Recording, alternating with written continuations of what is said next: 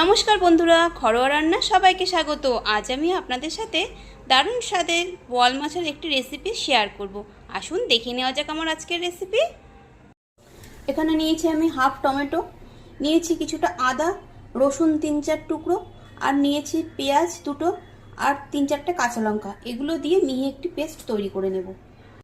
আজকে বোয়াল মাছটা আমি না ভেজে রান্না করব, তাই সবার প্রথমে বোয়াল মাছ ধুয়ে পরিষ্কার করে নিয়েছি। এর মধ্যে পরিমাণ মতো নুন, হলুদ গুঁড়ো দিয়ে মেখে নেব।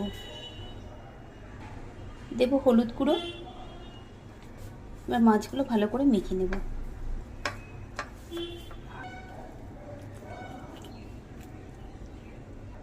মাছগুলো মেখে নেওয়া হয়ে গেছে, এবার রান্নাটা শুরু করব।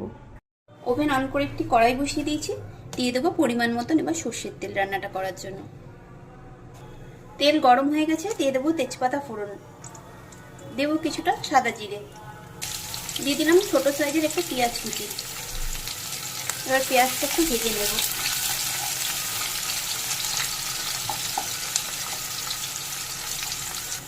পেঁয়াজ ভাজা হয়ে গেছে, এবার যে পেস্টটা রেডি করেছিলাম সেটা দিয়ে দেবো। দিলাম মশলার বাটি ধোয়া কিছুটা জল। এবার দেবো স্বাদ মতো নুন, জিরে গুঁড়ো, লঙ্কার গুঁড়ো, ঝালটা যেটা স্বাদ মতন দেবেন। দেব হলুদ গুঁড়ো, দেব ধনে গুঁড়ো, জিরের থেকে ধনের পরিমাণটা একটু কম দেব। দেব একটু কাশ্মীরি লঙ্কার গুঁড়ো। এবার ভালো করে নেড়ে মিশিয়ে নেব, মশলাটা একটু কষে নেব।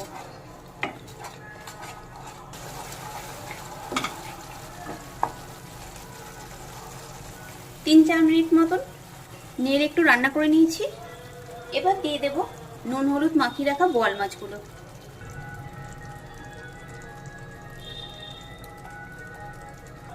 খুন্তি দিয়ে একটু মাছগুলোকে আস্তে করে উল্টে দেব।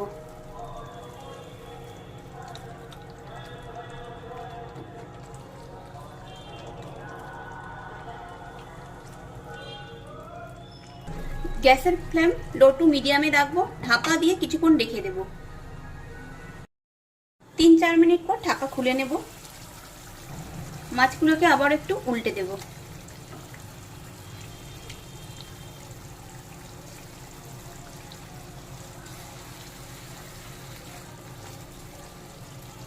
এবার গ্রেভির জন্য কিছুটা জল দিয়ে দেব, দিয়ে আবার একটু মিশিয়ে নেব।